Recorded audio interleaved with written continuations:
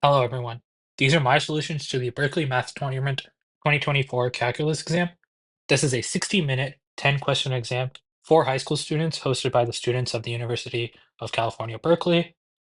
Uh, with that being said, please keep in mind that these are my solutions to the exam that I'm showing you, which means that I will be a little bit more thorough and take a little bit more time than I necessarily would during an actual exam. So my solutions may uh, take more than the allotted 60 minutes. During an actual exam, I would not be nearly so thorough nor provide as much justification as I am about to provide in this video. So please keep that in mind. Uh, During an actual exam, I would expect a student to breeze through the early problems much quicker than I would, and to show significantly less work than I will in the later problems. With that being said, let's get into the solutions. So the first problem states find the limit of x squared minus 8 over x minus 2 as x approaches 2. Very straightforward. Many ways you can do this. Most immediate to me is just factoring. So let's go ahead and get that out of the way. Limit as x approaches 2 of x minus 2 times x squared plus 2x plus 4 over x minus 2, 12. Another way you could do it, this is a calculus exam after all, so you might recognize this as the formula for the derivative of x squared, sorry, of x cubed at x equals 2. So that would be limit as x approaches 2 of f of x minus f of 2 over x minus 2, which is equal to f prime of 2, which is equal to 3x squared evaluated at x equals 2, which is equal to 12. And if you really want to be overkill, you can use L'Hopital's rule, which is because it is, in fact, of the form 0 over 0. So we have limit as x approaches 2 of 3x squared over 1 equals 12. Any of these will work fine. It is problem number 1 after all. So with that being said, let's keep going. Problem 2, given f of x equals x cubed minus 3x squared plus 3x minus 1, and f of x equals g of 44 minus x, find f prime of 20 plus g prime of 24. So the first thing I notice is that we want to find the derivatives of f and g, but the relationship between f and g is only given as they're like original functions and they're non-derivated forms. So let's take the derivative and see where that leads us, because we do have to take the derivative at some point. So we get f prime of x equals, don't forget your chain rule, negative g prime of 44 minus x. I'll bring it to the other side, f prime of x plus g prime of 44 minus x equals 0. And in fact, here we notice that if we plug in x equals 20, we get the form of the desired solution. So we get f prime of 20 plus g prime of 24 equals 0, which means our final answer is in fact 0. Um, yeah, you could do this by uh, plugging in 44 minus x into f to find g and then taking the derivative that way. Or if you want to do that a little bit faster, you can recognize that f of x equals x minus 1 cubed, and it would be a little bit faster that way.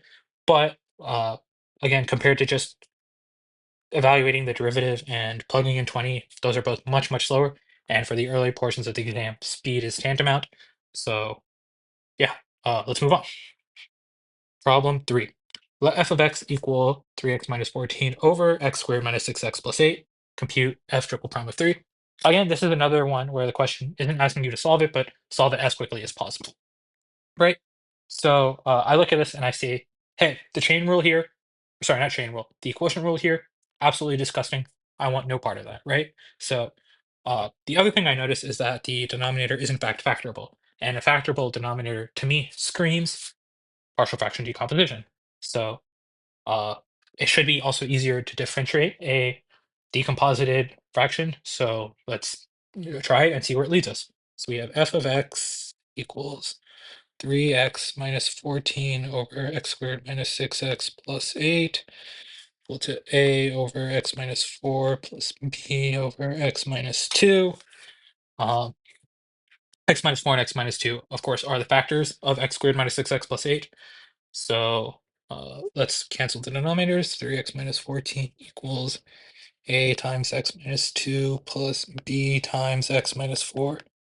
And this is a neat little trick to quickly do partial fraction decomposition. is to just plug in uh, values for x that will make the coefficients 0. So in this case, I will plug in x equals 4 to make the coefficient of b 0. So we get 3 times 4 minus 14 equals 2a, negative 2 equals 2a, a equals -1. And similarly, if we plug in x equals 2, we get 3 times 2 minus 14 equals b times 2 minus 4. So we have 6 minus 14 equals -2b, b equals 4. So we can go over here. So we have -1 over x minus 4 plus 3 over x minus 2. And because we're taking the derivative, it's going to be much easier to put them in exponent form. So -1 to the x minus 4 to the -1 plus 3 to the x minus 2 to the -1. So let's move over to the bottom of the page, and we have f of x equals negative x minus 4 to the -1 plus 3 x minus 2 to the -1. Taking the derivative, we have f prime of x equals x minus 4 to the -2 plus -3 times x minus 2 to the -2. F double prime of x equals -4 to the -3 plus 6 times x minus 2 to the -3. And then f triple prime of x equals 6x to the -6 times x minus 4 to the -4 plus -18 times x minus 2 to the -4. So now we have f triple prime of 3 equals 6 times -1 to the -4 plus -18 times 1 to the -4 equals 6 plus -18 equals -12. Um, Clearly I made a mistake somewhere. Right, the coefficient here, sorry about that. I messed up the coefficient early on.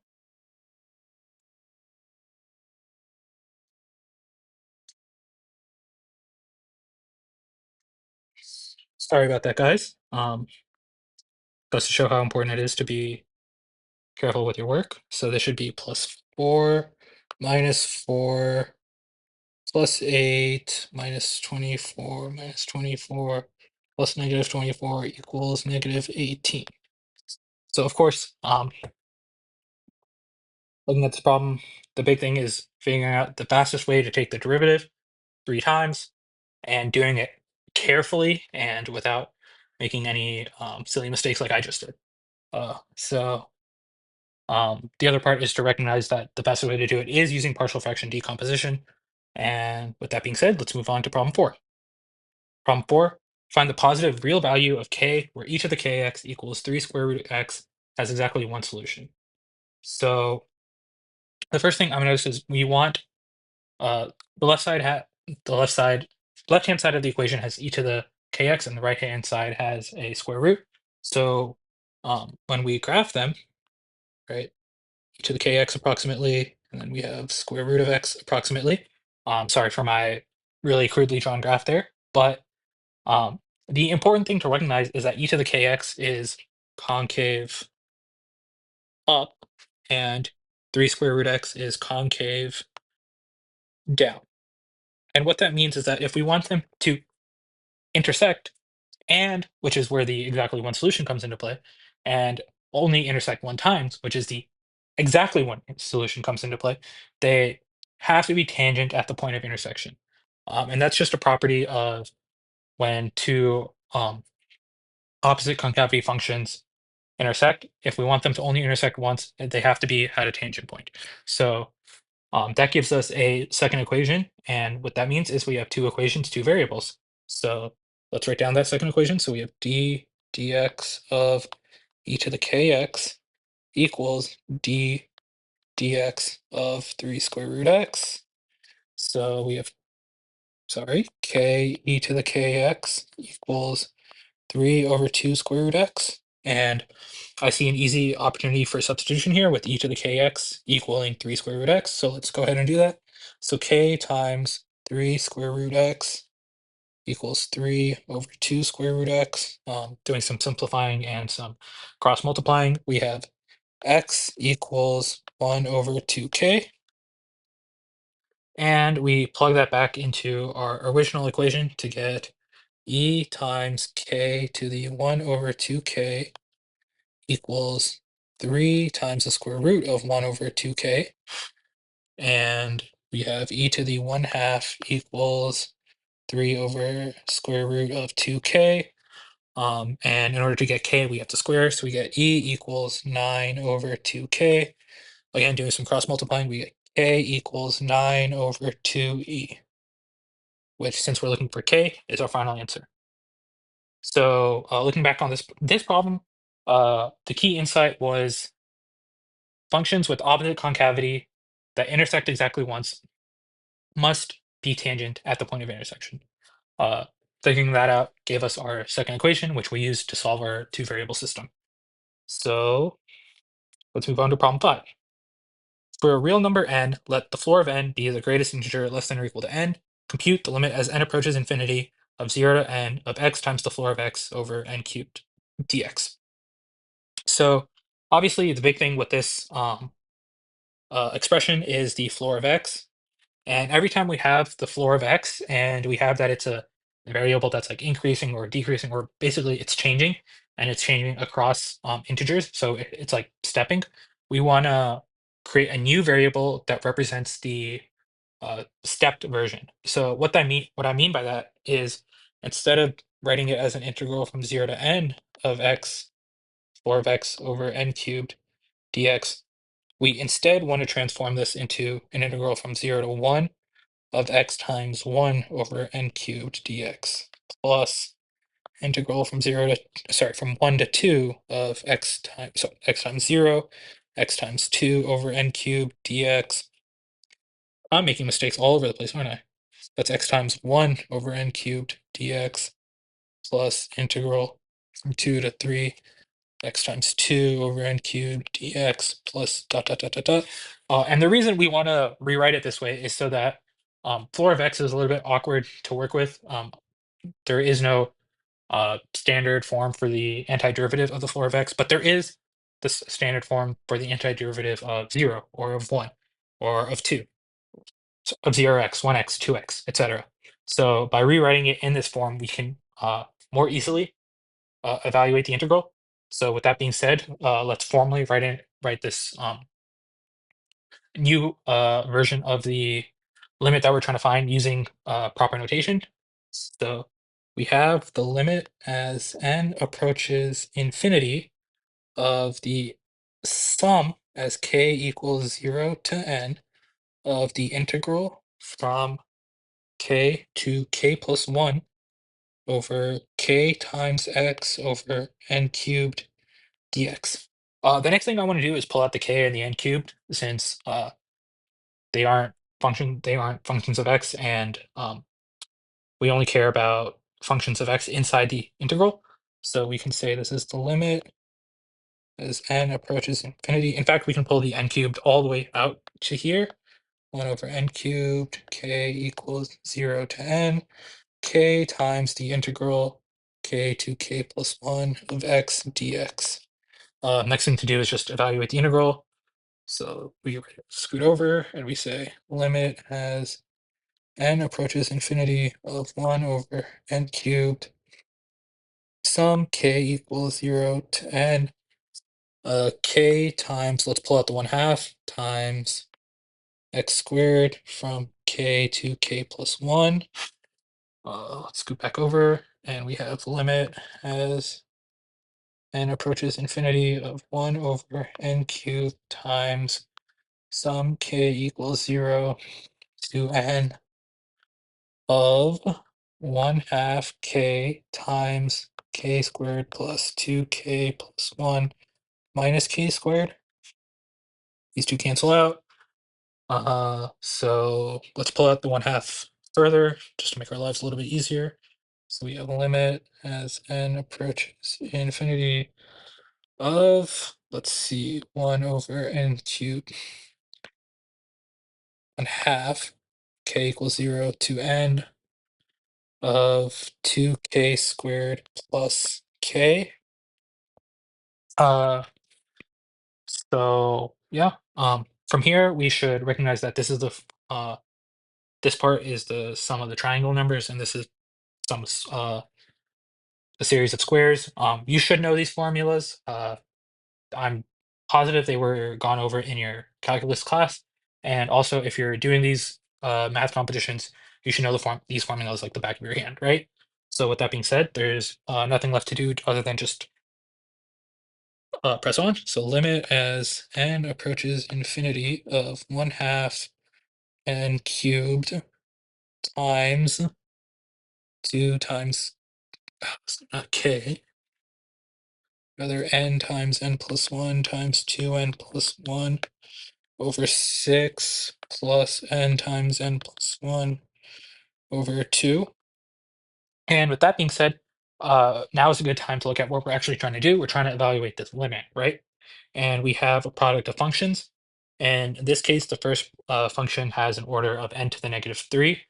And the second function has multiple parts, but the only part we care about is the parts that are also order of n to the 3, because the -3 and the second part having order n to the 3 will cancel out, and anything that has a smaller order will evaluate to 0. And of course, the only part of the function that does have order n to the 3 is going to be in this first term right here. And in fact, we only care about its leading coefficient. So that'll be 2 times 1 times 1 times 2 over 6. So that's 4 over 6, or 2/3.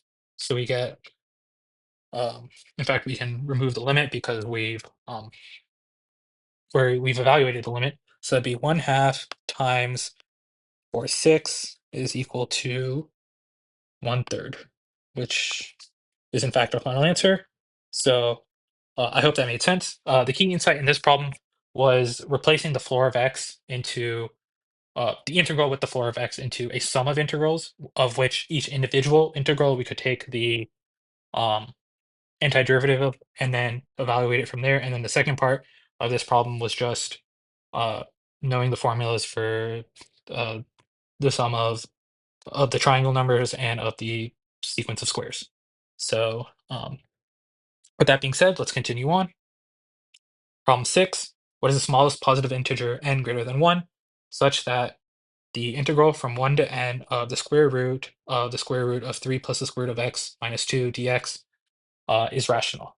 So I look at this and I look at the integrand and I say, no way I know how to integrate that, right? So I'm thinking, okay, how do I get this into a form that I can't integrate it? And the main things I know how to do that are integration by parts, use substitution, partial fraction decomposition.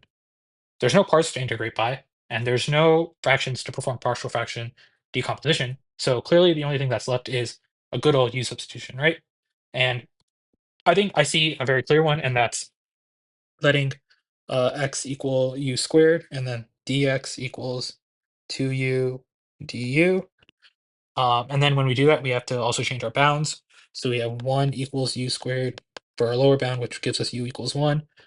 And then for our upper bound, we have n equals u squared, which gives us u equals square root of n. So let's write down our new integral.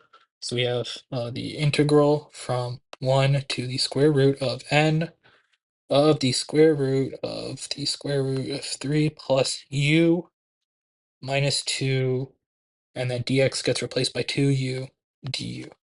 And I look at this again and I say, hey, the same logic applies. I don't know how to integrate that, but I can integrate, if you'll excuse me, I can do a nice little u substitution and get it into a more integrable form. So now we say 3 plus u equals v squared, and du equals 2v dv. And now we look at our bounds, and in fact we have 3 plus 1 equals v squared, which turns into v equals 2 for our lower bound. And then we have square root n plus 3 equals v squared for our upper bound, and we have v equals square root 3 plus square root n. So now let's make our v substitution in this case, I suppose.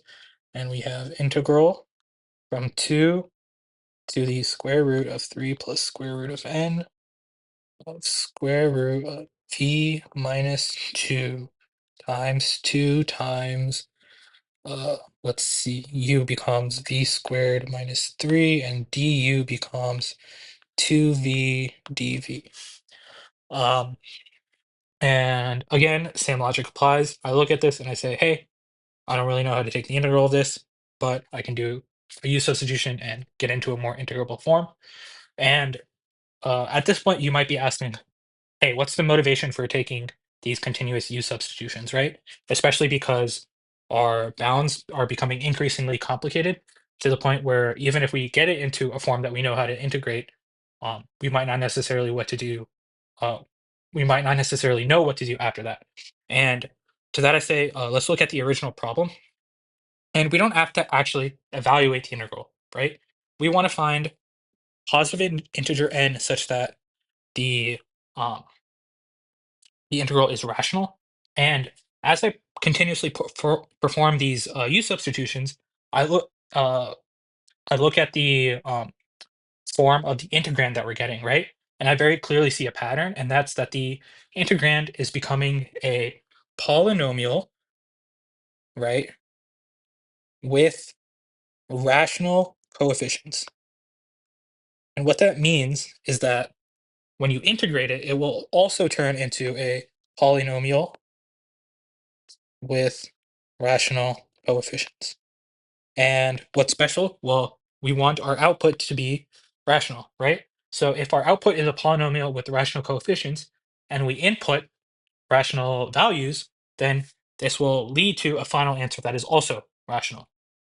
So as we continuously turn, if we can hopefully get, sorry, let me rephrase, if we can hopefully get our integrand to be a polynomial with rational coefficients, we know we'll be done so long as our bounds are also rational.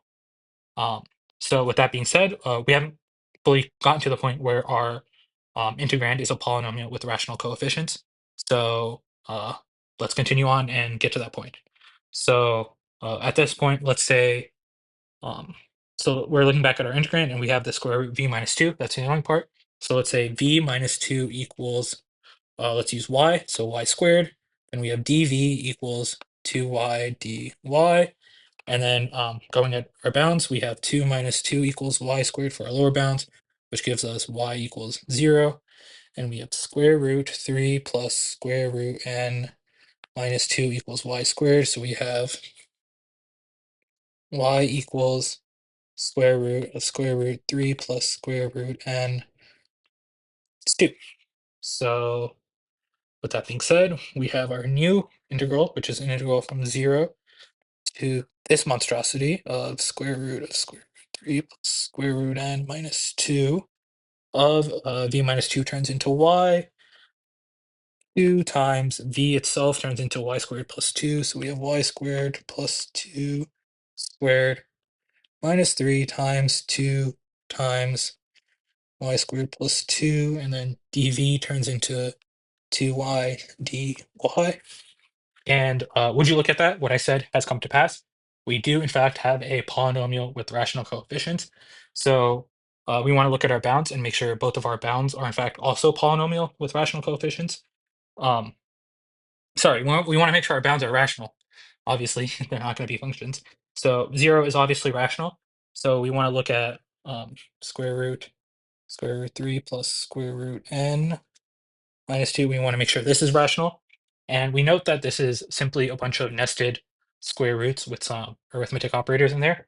And a square root of an integer, right? So in this case, n is an integer. We know that that was stated in the problem.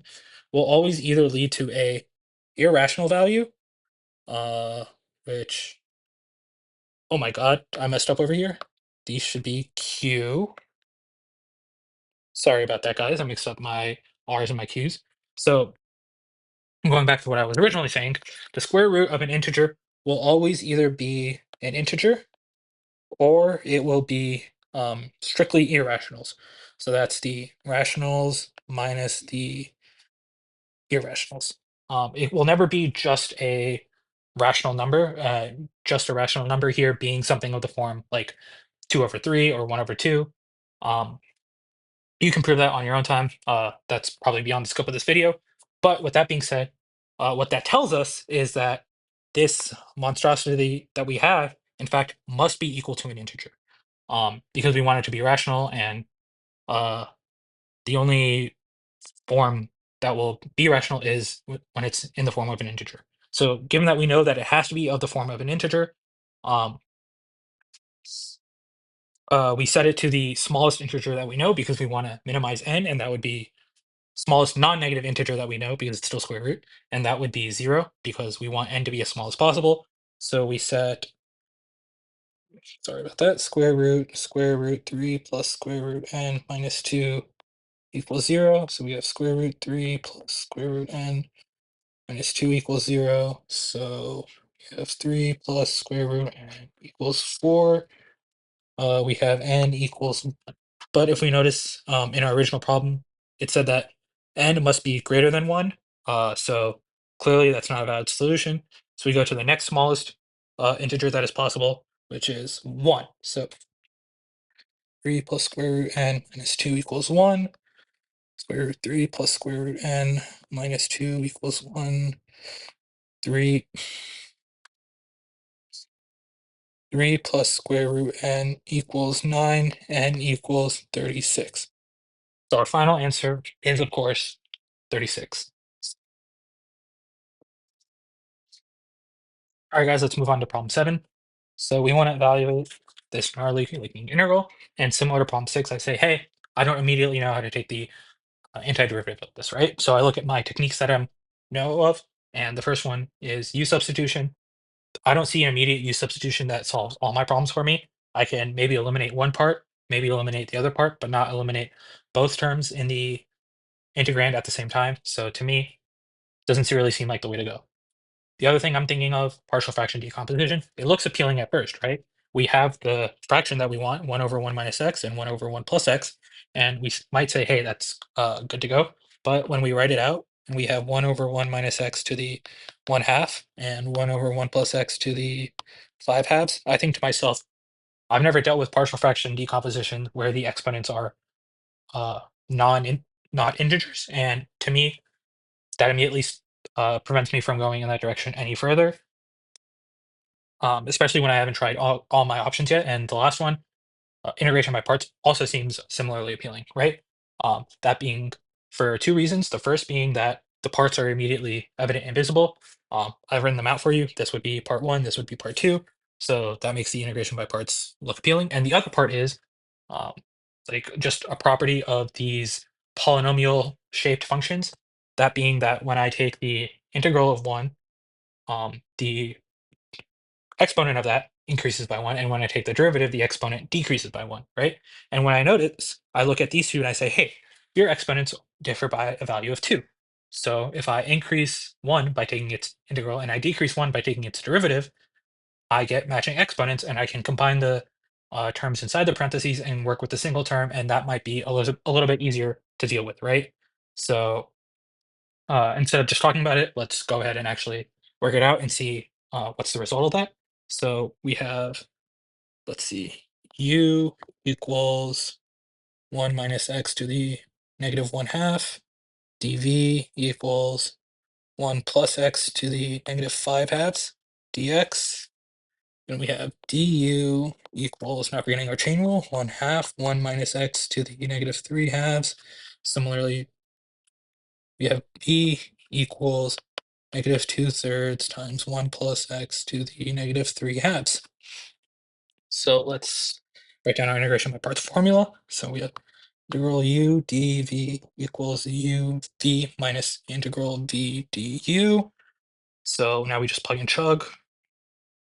uv being 1 minus x to the negative 1 half times negative 2/3 times 1 plus x to the negative 3 halves minus integral v du. So that being, we can cancel out the minus sign with the negative 2/3, and the 2/3 and the 1 half can simplify down to 1/3. So we have, it's 1/3 times the integral from 0 to 1 half of 1 plus x to the negative 3 halves times 1 minus x to the negative 3 halves dx. So now we have two different parts to evaluate. Let's evaluate this first part in red, and then we can evaluate the second part in green, and then we can combine them afterwards, just so that our work stays a little bit neater and we can follow along what's happening a little bit better. So 1 minus x to the negative 1 half, negative 2/3 times 1 plus x to the negative 3 halves, integrated at 0 and 1 half. So now we just plug and jog. Let's see, negative 2/3 times 1 half to the negative 1 half, and then times 3 halves to the negative 3 halves, plus 2/3 times 1 to the negative 1 half times 1 to the negative 3 halves. Continuing on, let's pull out a 2/3.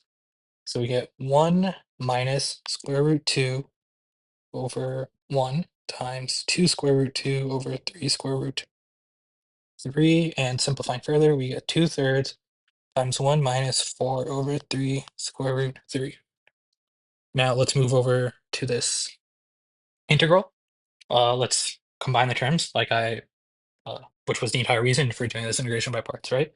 So we have 1/3 integral from 0 to 1 half of 1 minus x squared to the negative 3 halves dx.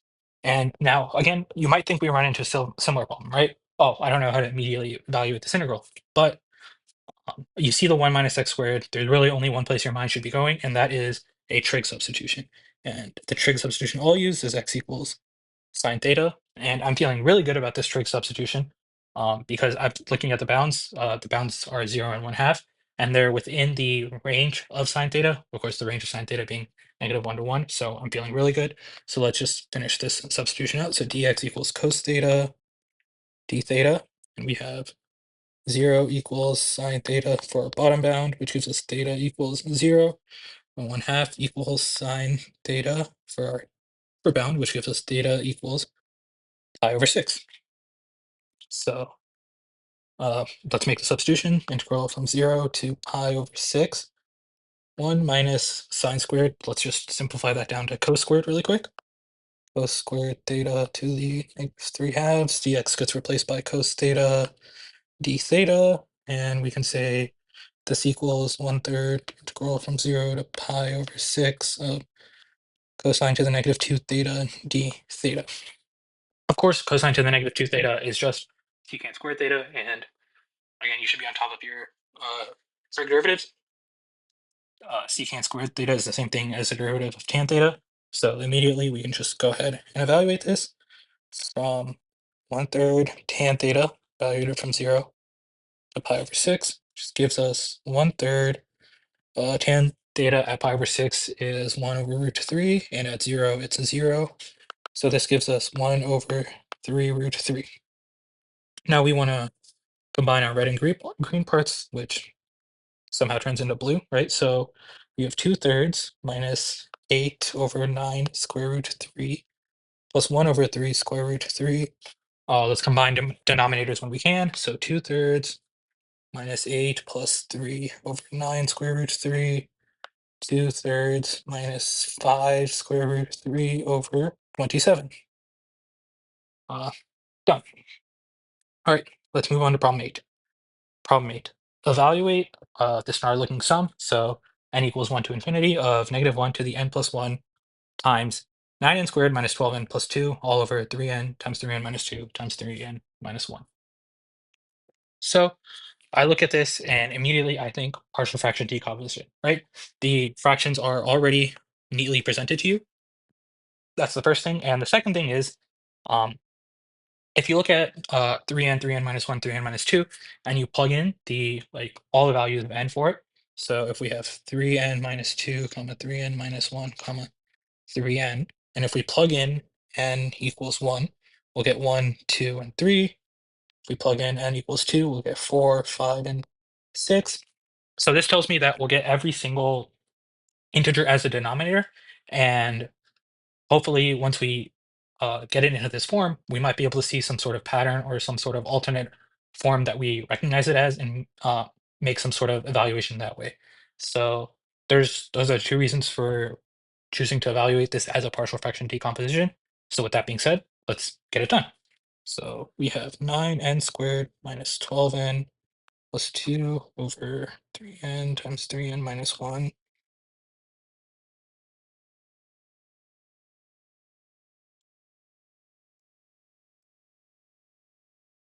Let's clear denominators.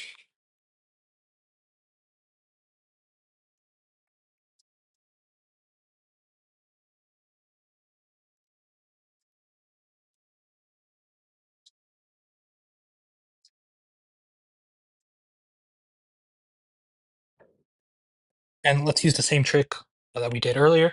And let's plug in n equal 0, right? So we get 2 equals a times -1 times -2. So we get a equals 1. Now let's plug in n equals 1/3. We get 9 times 1/9 minus 12 times 1/3 plus 2 equals a times 0 plus b times 1 minus 2. So c times 0. So we get 1 minus 4 plus 2 equals -b, and in fact, b equals 1. Last step, let's go n equals 2/3. 9 times 4 nines minus 12 times 2/3 plus 2 equals a times 0 plus b times 0 plus c times 2 minus 1 times, sorry, 3 minus 1 times 3 minus.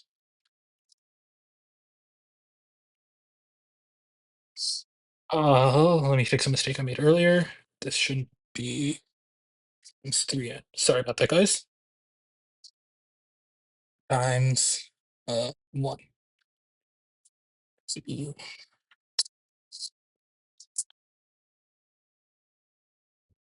It's just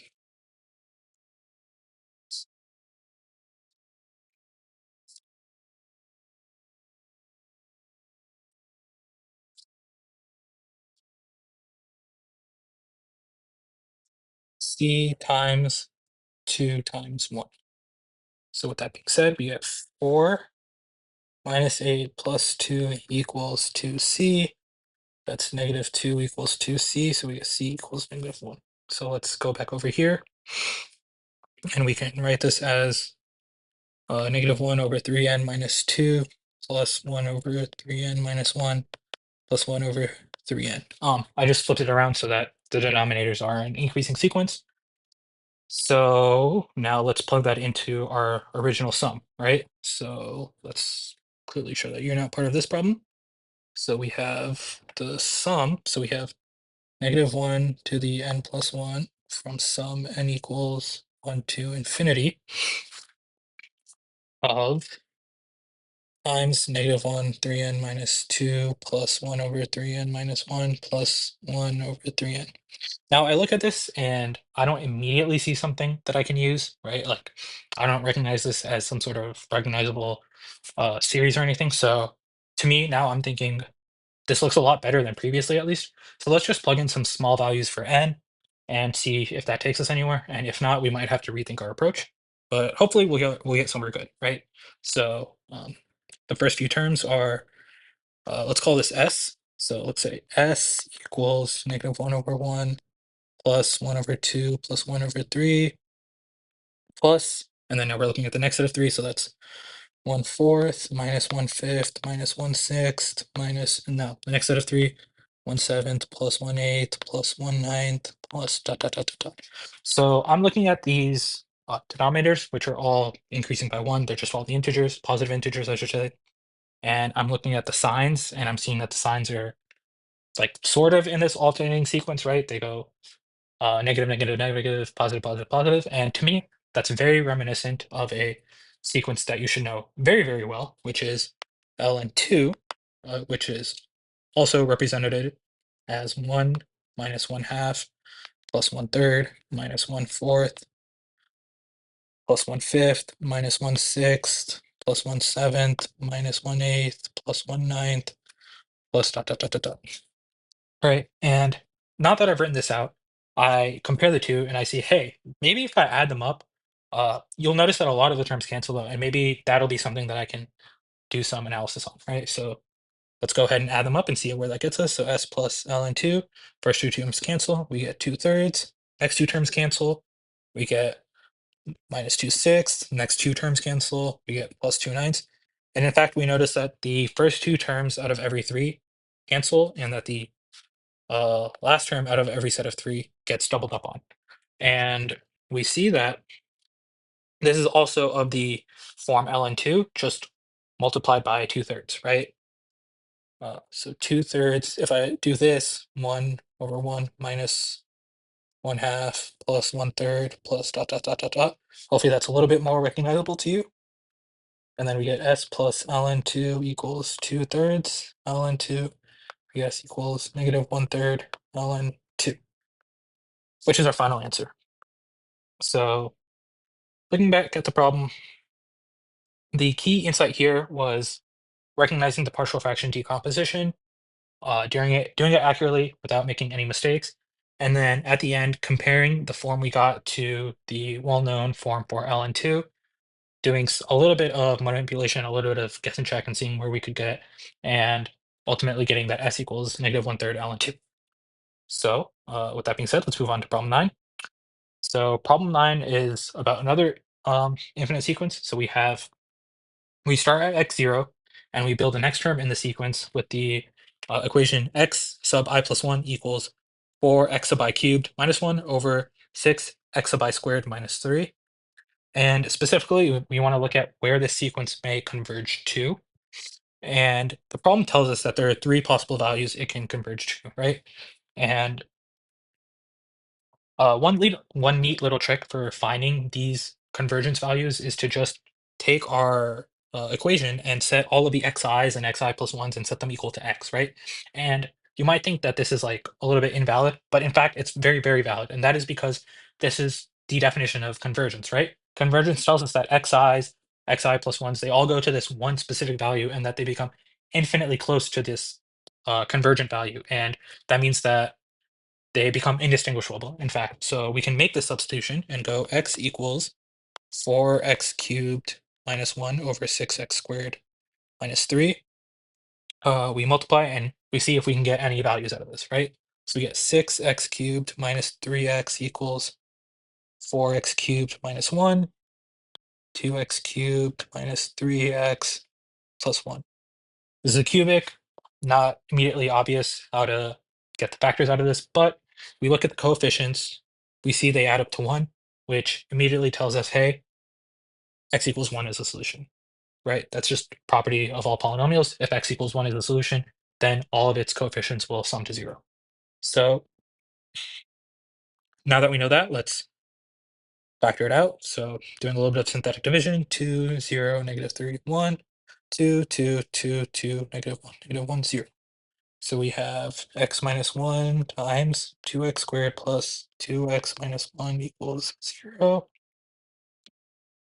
Sorry about that voice crack there. So now we can just use the quadratic formula. X equals -2 plus or minus root of b squared minus 4 times 2 times -1, 2 times 2.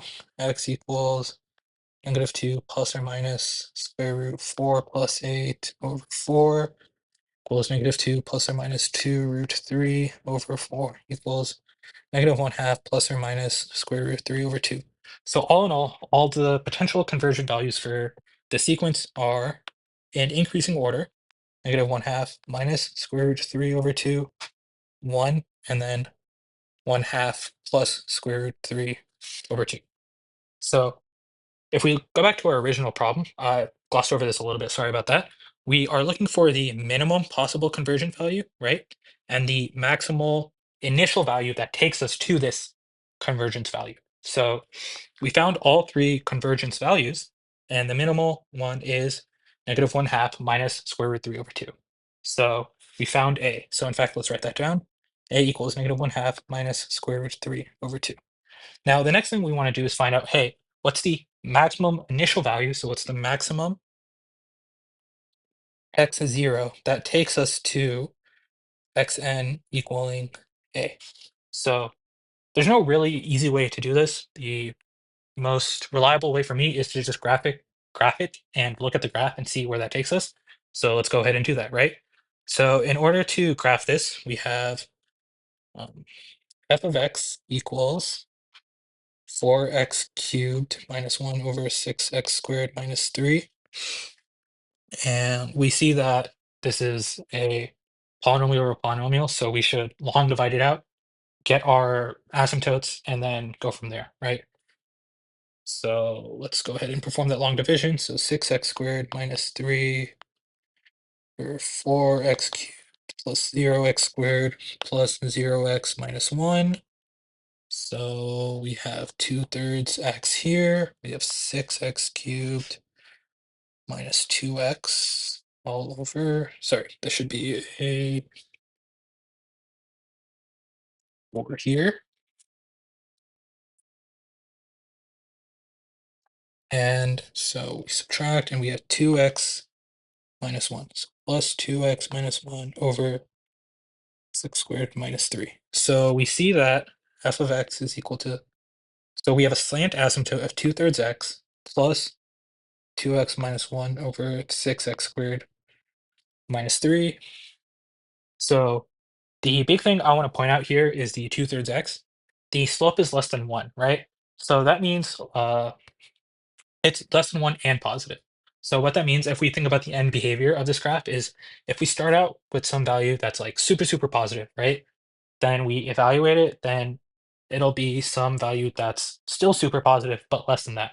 And if we can repeatedly do this process, right, it'll be some value that's super positive, but less than that, super positive, but less than that. And as we continuously uh, p- perform the sequence, eventually we'll get to a stable point, and of course, the stable point will be one of these three values we calculated originally.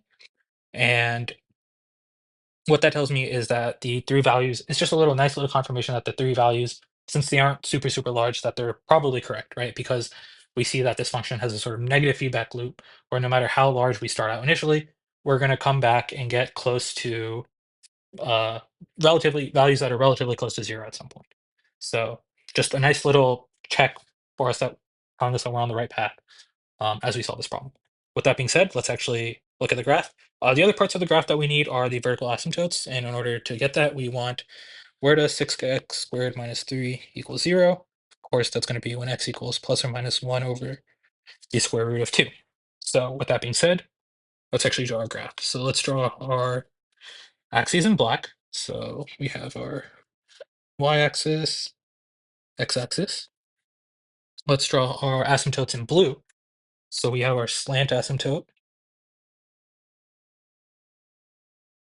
and then we have our two vertical asymptotes.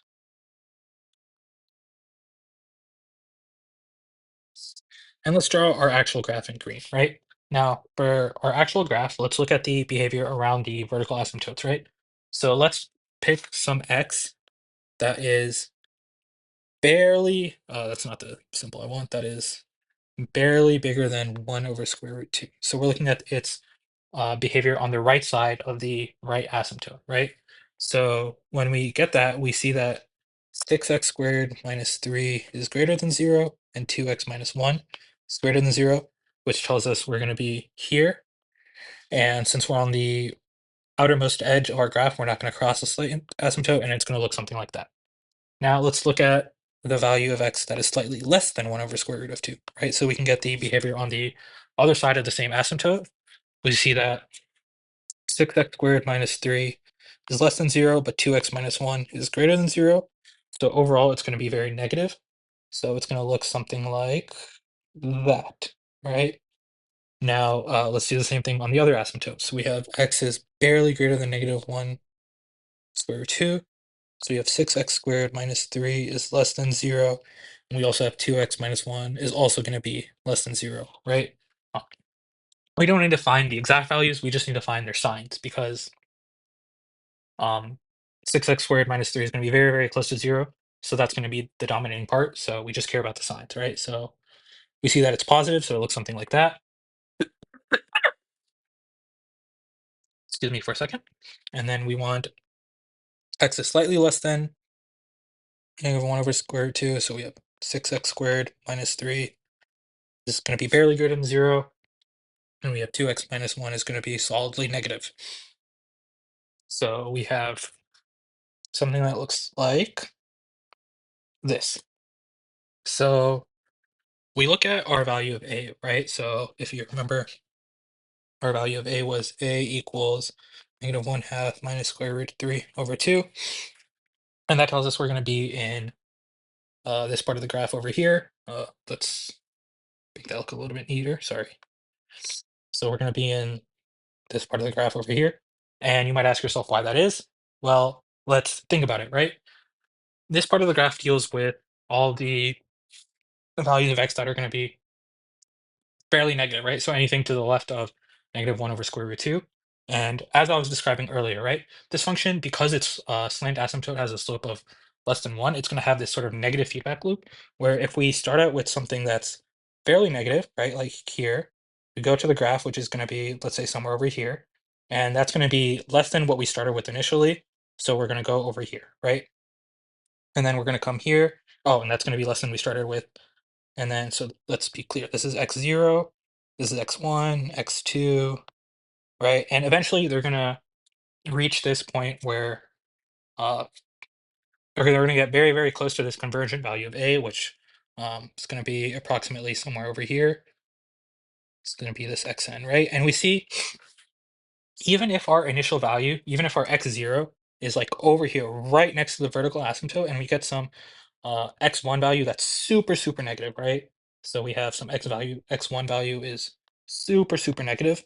Even if that's the case, we're going to still undergo this negative feedback loop where the value stays negative, but it's going to get increasingly close to 0 until it converges to the a value that we found before.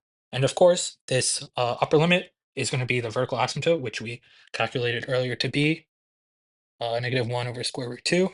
And of course, we could just say we're done here because we found our solution, but just to verify really quick that we can't go any further, let's look what happens when we go slightly greater than negative 1 over square root 2, right?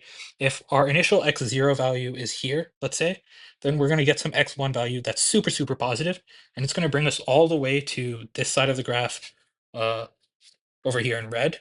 Uh, Sorry, I should probably done all of this in red. So if we start with some x0 value that's here, we get some x1 value that's here, it's going to bring us to this part of the graph over here. And same logic as before, we're never going to leave this part of the graph, which means that we're never going to hit the convergence value that we want, which of course is very negative because we're going to be in this very positive part of the graph, right? So clearly going beyond negative 1 over square root 2 is going to take us away from a, which is not what we want. So that further justifies our logic that m is in fact negative 1 over square root 2. So we want a plus m. So a plus m equals negative 1/2 minus square root 3 over 2 minus 1 over square root 2. And rewriting it just for fun, we can say this is negative 1 minus square root 2 minus square root 3 all over 2. So that's problem 9. So when we look back at the original problem, there are really two main parts. The first part is knowing how to extract these convergence values. Um, this trick that I did of just setting all the xi's to x and solving from there probably should have been taught in your calculus class. If it wasn't, I don't know what to say, but it's a very like well-known trick. And the other part is just graphing it and just analyzing the behavior of the graph. There's no really like tricks here. It's just having very good understanding of the behavior of functions and the behavior of sequences and seeing what happens when we have like very negative values or very positive values and just doing our analysis from there, right? So no real tricks, just good, solid understanding of classroom math, right? So with that being said, let's move on to problem 10. So problem 10, this is the big one. This is the the final problem. It's going to be difficult. Let's get into it. A function f of n satisfies f of 1 equals 0, and for positive integers n is greater than 1, f of n equals f of n over 2 plus ln 2 if n is even, and f of n minus 1 plus f of n plus 1 over 2 if n is odd. And it asks us to evaluate this gnarly limit down here, which I will not be saying out loud for my own health. Um, so, but the first thing that stands out to me is the limit has a lot of 2 to the n's, right? 2 to the n, 2 to the n plus 1, 2 to the n. So that means that the behavior of f at these powers of 2 is probably very important. So let's go ahead and start evaluating some, right? So let's say first one was given to us, f of 1 equals 0, and then we have f of 2 equals f of 1 plus ln 2, which is equal to ln 2. F of 4 equals f of 2 plus ln 2, which is equal to 2 ln 2. F of 8, which is equal to f of 4 plus ln 2, which is equal to 3 ln 2. And from here, you can probably see the pattern, which is f of 2 to the n equals n ln 2. And you, for completeness sake, let's just go ahead and prove that. So we have our base case, right? F of 2 to the 0 equals 0. This is correct. Let's go through our inductive step. So we have let's assume f of 2 to the k minus 1, in fact, equals k minus 1. Sorry, let's keep our variables consistent. F of 2 to the n minus 1. Let's assume this equals n minus 1 ln 2. Then we can say f of 2 to the n equals f of 2 to the n minus 1 plus ln 2. Sorry about that, guys. My app's been acting up on me a little bit recently, so let's, if you'll bear with me for a quick second. So we have f of 2 to the n minus 1 equals plus ln 2 equals n ln 2. This is in fact the form that we want, right? So our induction is done, and we have in fact proven that f of 2 to the n equals n ln 2. So this is the first part of the problem. I think this is the easiest part to get. I think most people solving this problem should be able to get this. So with that being said, let's move on to the more interesting part of the problem. And that is looking at f of n, right? This part. F of n minus 1 plus f of n plus 1 over 2 if n is odd. And let's write it out. F of n equals f of n minus 1 plus f of n plus 1 over 2. So this is, if you've never seen this before, it might be a little bit difficult to recognize this, but this is an alternate form for a linear function, arithmetic series, whatever you want to call it. If I write it like this, maybe it's a little bit more recognizable to you, right? And plus 1 over 2, this is just a property of arithmetic sequences. So with that being said, and of course, the relationship between arithmetic sequences and linear functions should be fairly obvious to you. So um, uh, to me, that immediately tells us that f of n might be a linear function. And of course, it's very easy to go from a linear function to an arithmetic series, but saying, hey, this looks vaguely like an arithmetic series, maybe it's a linear function, that's a little bit more dubious, right? We should probably do a little bit more work to justify that claim. So let's continue on, right? So uh, in fact, what we additionally need to say in order to turn this equation and confidently say, hey, this is the format of a linear equation is the bounds of this linear equation, right? And again, like before, this is probably beyond the scope of this video, but just know that if you have an equation of this form and you have two different evaluations of this equation, then you can say everything in between must be a linear function. Um, so in this case, we do have bounds, right? We can say f of 2 to the n equals n ln 2, and f of 2 to the n plus 1 equals n plus 1 ln 2. So we have these two bounds. So we can say that um, everything in between these two bounds is in fact, f in fact describes a linear function from 2 to the n and 2 to the n plus 1. So again, the proof of that is beyond the scope of this video. I will link a similar problem in the description if you want to investigate further, but you will have to trust me on this when I say that. So with that being said, let's actually find this specific linear function. So we see that I think pretty clearly we can see that if f of n, f if n if the sorry if the input is of the form 2 to the n plus k, where let's say 0 is less than or equal to k is less than or equal to 2 to the n, then this is very clearly going to be equal to n ln 2 plus k over 2 to the n times ln 2. And of course, by plugging in our known endpoints, which are going to be k equals 0 and k equals 2 to the n, it's going to evaluate to the values that we expect, being those being n ln 2 and n plus 1 ln 2. So in that sense, we know our linear function is correct. So yeah, with that being said, let's go ahead and look at what the problem's actually asking. So the limit of 1 over 2 to the n of the sum of k equals 2 to the n to 2 to the n plus 1 of the absolute value of ln k minus f of k. So we I look at that and I look at what we have for f and I say, wow, those two things do not look similar at all, right? They both have ln's in them, but beyond that, it's not really super helpful what's going on. But the thing that is super helpful to me is that the bounds on the sum are 2 to the n and 2 to the n plus 1. And would you look at the bounds on our linear function are also 2 to the n and 2 to the n plus 1, right? So with that being said, when in doubt, graph it. So let's go ahead and do that. So let's go ahead and make our axes black again, like before. This is our x-axis, sorry, y-axis. This is our x-axis. And let's say we have 2 to the n and 2 to the n plus 1.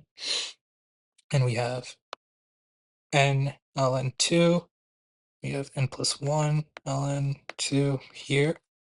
So we know, let's say f is in red. So we know f is going to look something like that. And let's say ln k is in green. So we know it's the logarithm function, it's going to be concave down. It's going to look something like that, right? And obviously, right now in this form, it's not really something that we can do something about. But I look at this, right? And uh, two things pop out at me. There are an infinite number of terms in the sum, right? And you might be going, how is that, right? Because 2 to the n, 2 to the n plus 1, aren't there only 2 to the n terms? But of course, we have a limit as n goes to infinity. And if n goes to infinity, then the 2 to the n terms in the sum also goes to infinity, which means we have infinite terms in the sum, right? So, and the other thing is, if I draw my terms, right? What they are, they're going to be this. There's 2 to the end of these, and each of them has a length of 1, right? And if you, oops, that's not how you draw that.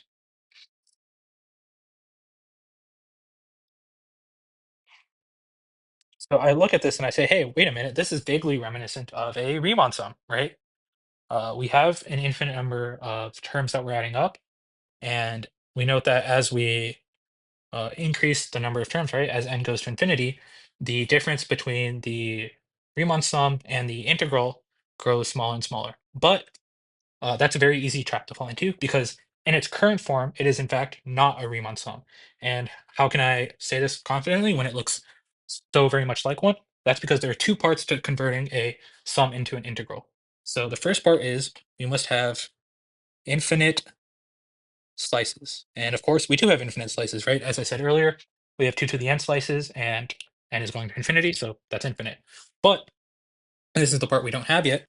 We must have infinitely thin slices, which we don't have right now because right now each slice is in fact a has a base of 1, has a width of 1. So these slices are not infinitely thin, they are very finitely thin. So we should fix that, right? So because calculus exam, turning a sum into an integral sounds like the exact solution that we want. So we go to this, and the only part of the expression that we haven't looked at is this 2 to the n, 1 over 2 to the n, right? And in fact, if we apply that 1 over 2 to the n to the width of each rectangle, 1 over 2 to the n goes to 0. Each slice becomes infinitely thin. sounds like we can turn this into an integral, right? So let's go ahead and do that. So let's shift our axes. Let's go ahead and make this transformation. So let's draw our second graph.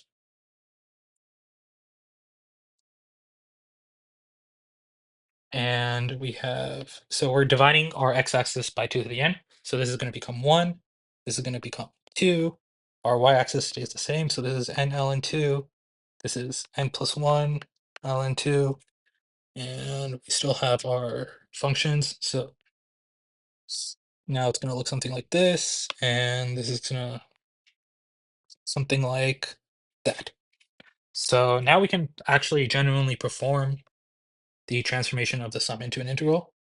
So let's go ahead and color this in. This is the region that we're interested in.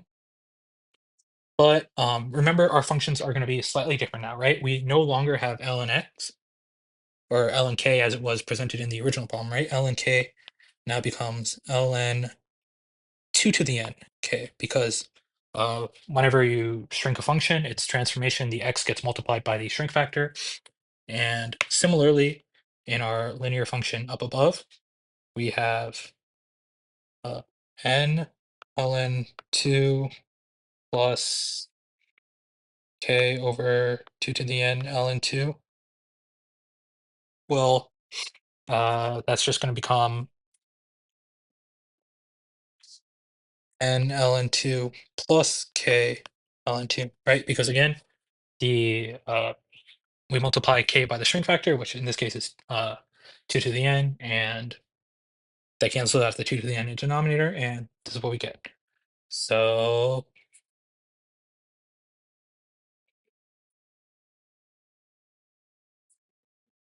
oh, sorry, that's not a. This should be slightly modified. This should be k minus 1.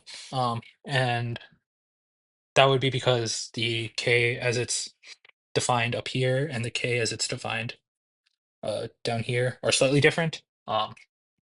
Sorry about that, guys. So this k is 2 to the n.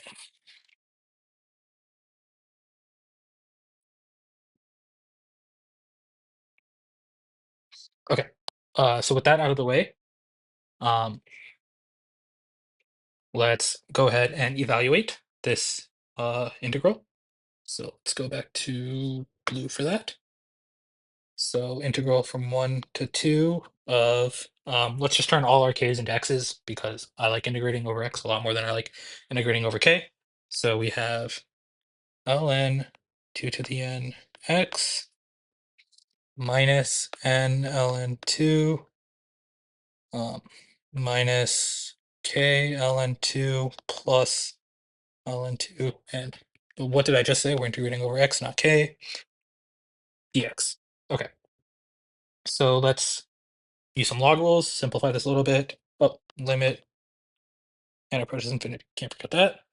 Limit n approaches infinity of ln x plus n ln 2 minus n ln 2. Okay, we should look at that to cancel. Minus x ln 2 plus ln 2 dx. In fact, that's all the n's left in our expression, so we can get rid of our limit as well. So this just becomes integral from 1 to 2 of ln x minus x ln 2 plus ln 2 dx. So nothing left to do other than just press on.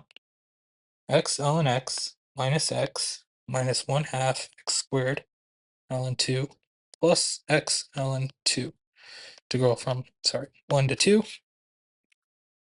2 ln 2 minus 2 minus 2 ln 2 plus 2 ln 2. Right, and then we have minus 1 ln 1 cancels plus 1 plus 1 half ln 2 minus ln 2. So these two terms also cancel. So in the end, we're left with 3 halves ln 2 minus 1. And that is minus 1. And that is in fact the correct answer. So that's all 10 problems. Looking back on problem 10, of course, let's do some So the key insight here was, I think the first part was recognizing the format of uh, f when the domain is a power of 2. I think that's fairly straightforward. Um, Next part is, what is the format of f when it's not a power of 2? And in fact, we recognize this to be a linear function, whether from experience or noticing that it has a very similar format to known expressions for arithmetic sequences, linear functions, whatever else you may be familiar with. And noting that so long as we have two endpoints defined, everything in between can be, it is in fact equivalent to a linear function in between those two endpoints. And since we have our endpoints independently defined earlier from our discovery of f of of the function when the input is a power of 2, right? So we use that, and then we graph it, and because graphing makes things a lot easier to look at, and it's just a good thing to do when you don't know what to do. And we see, hey, this is vaguely similar to a Riemann sum, but we're not quite there yet. So we apply the last piece of the puzzle, turn it into a Riemann sum, turn the Riemann sum into an integral, and evaluate the integral and get the final answer. So I know there are a lot of moving parts. You have to make sure you don't mess up at any of the individual parts. But if you are able to follow along, if you are able to get the solution, it's a very rewarding problem. I very much enjoyed solving it. I enjoyed solving all the problems on this exam. Kudos to the students at Berkeley for coming up with this exam. And with that being said, thank you for listening. If you like the video, please like and subscribe. If you have any questions, please leave questions. I'm happy to answer them. If you want to talk about my solutions, something that I might have done better, you can leave a comment as well talking about that. With that being said, thank you for listening.